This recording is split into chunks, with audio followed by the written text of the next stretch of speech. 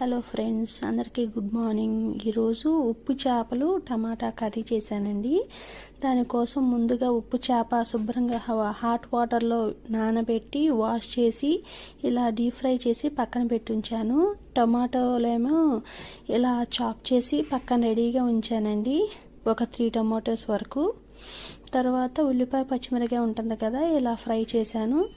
కొంచెం పసుపు వేసి ఇలా ఆయిల్ సరిపడంతగా వేసి ఫ్రై చేశాను అన్నమాట.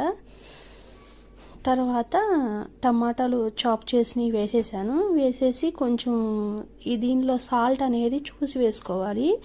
ఎందుకంటే మనం ఆల్రెడీ ఉప్పు చేప తీసుకున్నాం కదా, ఉప్పు కారం సరిపడినంత వేసాను. అలా ఫ్రై అయిన తర్వాత కొంచెం మూత పెట్టాలి. మూత పెడితే టమాటా మగ్గిపోతుంది అన్నమాట. లైట్గా కొత్తిమీర వేసాను. కొత్తిమీర వేసిన తర్వాత మళ్ళీ ఒక్కసారి మూత పెట్టుకుంటే మొత్తం కూర అంతా మగ్గిపోతుందండి.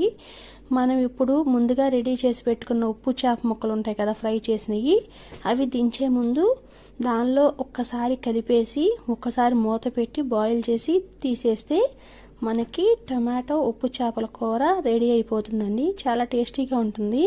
తినని వాళ్ళు కూడా ఇలా తింటారనమాట. కొంచెం వాసన వచ్చినా చక్కగా స్మెల్తో తినేస్తారు. ఫైనల్లీ టమాటో ఉప్పు చేపల కర్రీ రెడీ అయిపోయింది. ఇలా తయారు చేశాను, ఒక్కసారి చూడండి. వీడియో నచ్చితే ఛానల్ లైక్ చేసి మీ ఫ్రెండ్స్కి షేర్ చేసి సబ్స్క్రైబ్ చేయండి. Thank you.